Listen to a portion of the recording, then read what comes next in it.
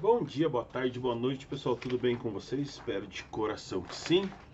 Dando sequência ao nosso conteúdo, a gente vai corrigir os exercícios, né? Agora, a partir lá da página 27, isso aí.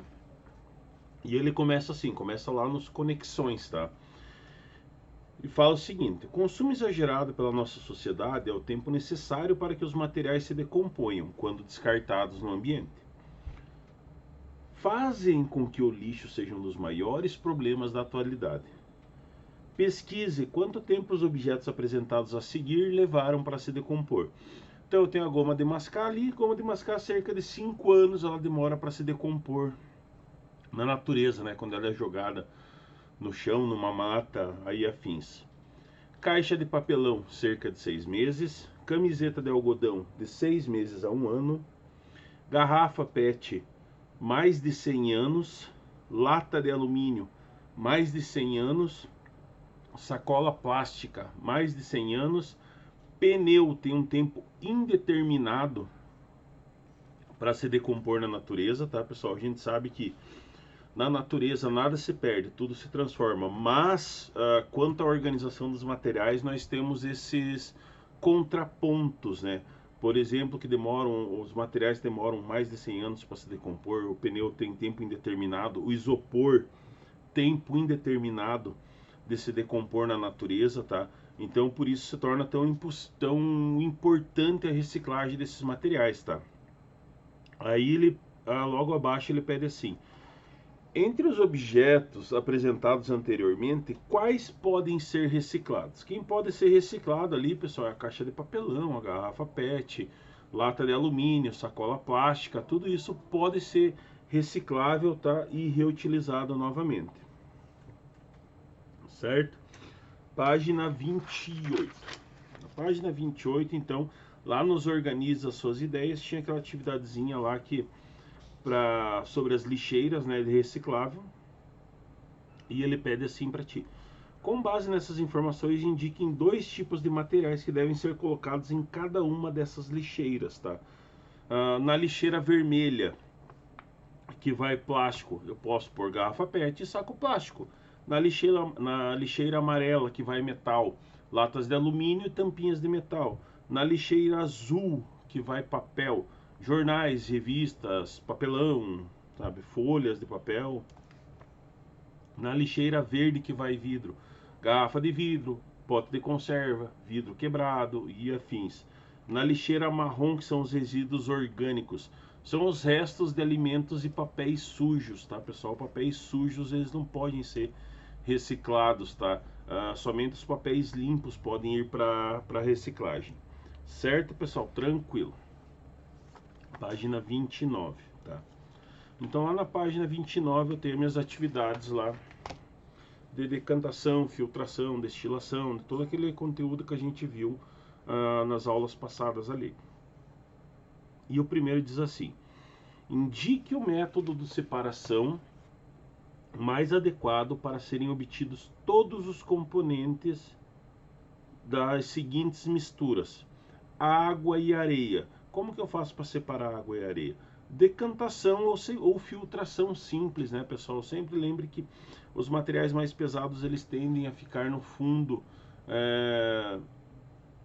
do pote e o material mais simples acima, ou filtração simples, com a utilização de um filtro simples, você consegue separar a areia da água, tá? Sal de cozinha e água, destilação simples, você pegar e aquecer esse material e a água vai evaporar e vai sobrar só o sal.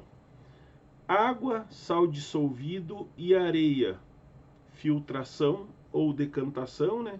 E destilação simples, porque o primeiro você vai separar a água e a areia, você vai separar por filtração ou por decantação, né? E depois por destilação simples você separa o sal desse componente. Óleo e água, decantação, pessoal, também o mais pesado vai ficar embaixo, o mais leve vai ficar em cima. Óleo, sal de cozinha e água, decantação e destilação simples, tá? O processo é o mesmo, você vai fazer primeiro a decantação e depois a destilação simples desse componente, dessa mistura, tá? Questão número 2.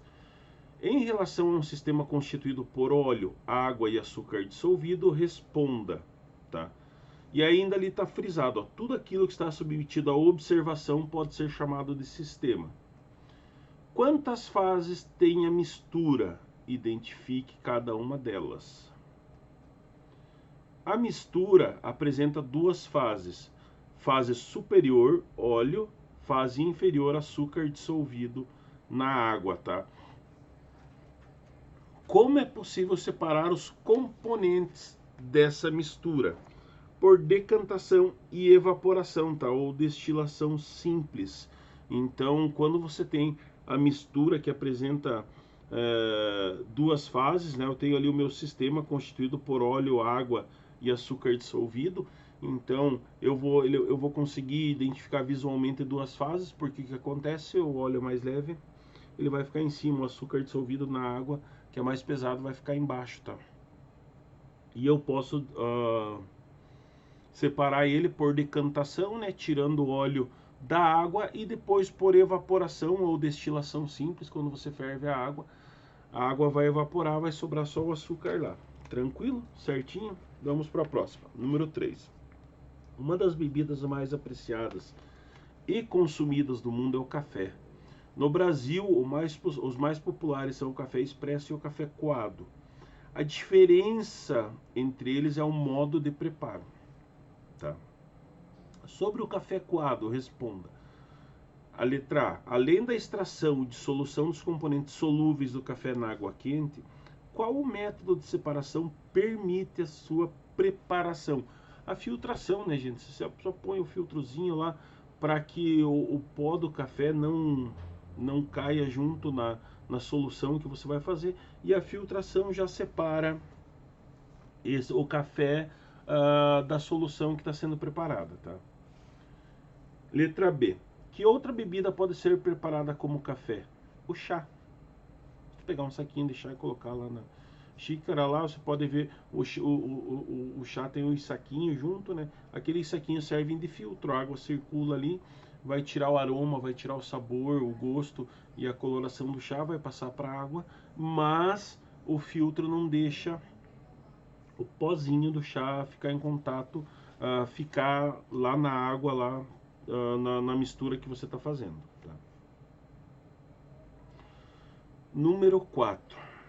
Diz uma lenda chinesa que no ano de 2737 a.C., o imperador chinês Shen Nung descansava sobre uma árvore quando algumas folhas caíram acidentalmente em uma vasilha de água, que os seus servos ferviam para ele beber. Atraído pelo aroma, o imperador provou o líquido e adorou. Assim descobriu seu chá. Nos dias de hoje, essa bebida é comumente preparada com folhas em saquinhos. Que processo ocorre quando o saquinho de chá é colocado na água quente? Então, pessoal, quando eu pego o meu saquinho de chá e coloco ele na água quente, lá eu estou fazendo uma extração. Eu estou colocando a erva, né, que as folhas hoje se utilizam mais trituradas, elas mais moídas, né, para facilitar essa extração. Então eu mergulho ela lá, como ela está recoberta por um filtrozinho, a água vai passar por ali e vai extrair os aromas, o gosto, o cheiro, a cor do chá, tá? Então o processo que é utilizado é a extração. Número 5. Num acampamento, todo o sal de cozinha foi derramado na areia. Com o conhecimento de métodos de separação de mistura, que procedimento pode ser realizado para recuperar o sal? Explique-o. Então, pessoal, derramaram todo o sal lá. Então, para dissolver o sal, coloca água nessa mistura aí. Pega a areia, pega toda aquela areia lá, o que foi a área onde foi derramado o sal com areia, coloca água. E em seguida faz a filtração, né? Fazendo a filtração, a solução que foi feita de água e sal é separada da areia, porque a areia vai ficar retida no filtro, correto? Certíssimo. Depois, ao final, a mistura homogênea, né? Porque daí você não consegue identificar as fases, né? Você sabe que o sal está lá dissolvido, mas você não consegue identificar visualmente ele. Mas essa mistura homogênea, quando ela é aquecida, o que acontece? A água evapora, né? Ficando só o sal. Então são os processos que são utilizados para separar aquele sal que inicialmente foi jogado na areia. Tranquilo? Número 6. Uma cozinheira distraída derrubou certa quantidade de óleo de cozinha num recipiente contendo um pouco de sal. Sabendo que o sal é immiscível, né? Ele não se mistura no óleo, porém solúvel na água, como ela poderia separar esses componentes para deixá-los em condições de uso novamente? O processo é mais ou menos o mesmo, tá, pessoal? Então você acaba assim, quando você adiciona água na mistura, o sal é dissolvido, né? E o óleo, como não se mistura com água, faz o quê? Por decantação, ele vai se separar. Então você vai colocar a água na quantidade de óleo lá que caiu o sal junto. O sal vai se misturar com a água e por decantação a água vai se separar do óleo. Tá? Então ele pode ser retirado por decantação, depois você pega aquela mistura lá de água e sal homogênea, né? Aquece ela, a água vai evaporar e vai restar somente sal, você pode reutilizar de novo. Tranquilo? Beleza? Número 7. De uma amostra de água do mar, é possível obter tanto sal de cozinha quanto água potável. Que método pode ser utilizado para a obtenção de cada um desses componentes, tá? Então, para eu conseguir, ó, de uma amostra de água do mar, eu tenho sal de cozinha e água potável, tá? Para a obtenção do sal de cozinha, é só deixar ocorrer a evaporação da água do mar. Ou deixa ela ao ar livre, né, para que ocorra evaporação natural, ou você aquece para acelerar o processo de evaporação e retira o sal. Para a obtenção da água potável, é utilizada uma destilação simples. Aí um destilador vai ferver aquela água lá, a água vai passar pelo destilador, onde vai ficar retido o excesso de minerais e vai obter água potável, tá? Então, uma destilação simples. Número 8. A 8 diz assim: associa as atividades do cotidiano apresentadas na coluna 1 com os métodos de separação de misturas indicados na coluna 2. Então eu tenho ali, coluna 1, separação de casca de amendoim. Ventilação, né, pessoal? Você jogar para cima ali, ou passar uma coisa que passe o vento ali, acaba ventilando e retirando as cascas, tá? Escolhas dos grãos de feijão, catação manual, vai tirando as pedrinhas e as impurezas do meio. Retirada da nata do leite, peneiração, passa o leite por uma peneira, a nata, como é mais densa, vai ficar presa na peneira. Tranquilo? Número 9. Observe os equipamentos e as vidrarias apresentados a seguir. Então eu tenho um destilador, eu tenho um decantador e ele pede assim: indique a aparelhagem adequada para separar os componentes das seguintes misturas, tá? Então eu tenho ali 1 mistura de água e sal de cozinha, 2 mistura de água e óleo, 3 mistura de água e açúcar dissolvido com excesso de açúcar no fundo do recipiente. Então, para a primeira mistura, gente, eu preciso de um destilador, né, que vai separar, vai retirar a mistura de água e de sal de cozinha, porque a filtração e a decantação não vai fazer esse processo, ele precisa ser destilado, precisa ser aquecido para a água evaporar e sobrar somente o sal, tranquilo? O aparelho 2 ali, o meu filtro, ele vai fazer o que, ó? Mistura de água e açúcar dissolvido com excesso de açúcar no fundo do recipiente, tá?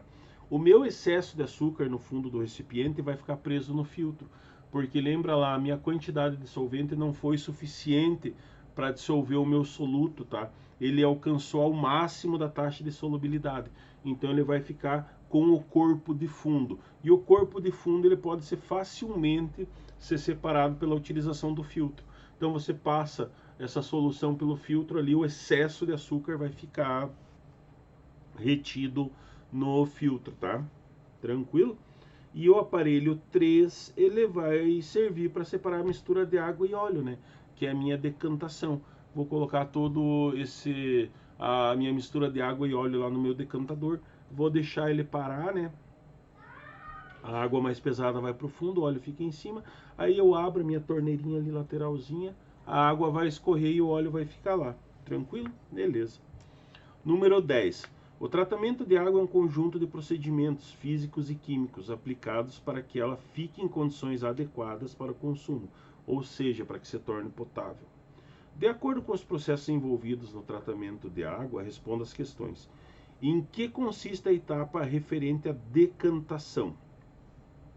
Então, pessoal, a decantação, lá no meu tratamento de água, é aquela etapa que consiste em deixar a água em repouso, para que ocorra que os sedimentos sólidos que são mais pesados, eles vão ir para o fundo e vão ficar lá, vão ficar depositados no fundo dos tanques e assim vão ser separados, tá? Letra B. Como é feita a eliminação dos micro-organismos da água? Ela é feita pela adição de cloro. Por isso que o cloro é adicionado à água para eliminar os micro-organismos presentes naquela água, tá? Letra C. Porque ao final do processo a água pode receber uma dose de flúor. Então, eu comentei com vocês, isso daí foi uma colocação da Organização Mundial de Saúde e foi colocado como ordem na Constituição. Toda a água que vai para a casa das pessoas, ela tem que ser fluorada, né? Ela tem que ter adição de flúor, que faz parte da prevenção contra a cárie, tá? Então o governo achou por bem já colocar o flúor diretamente na estação de tratamento de água para que chegue em casa a água fluorada, tá? Com adição de flúor, que é para prevenção do tratamento da cárie, certo? Espero que tenha entendido, pessoal, tá? Fiquem bem, um grande beijo e até a próxima aula.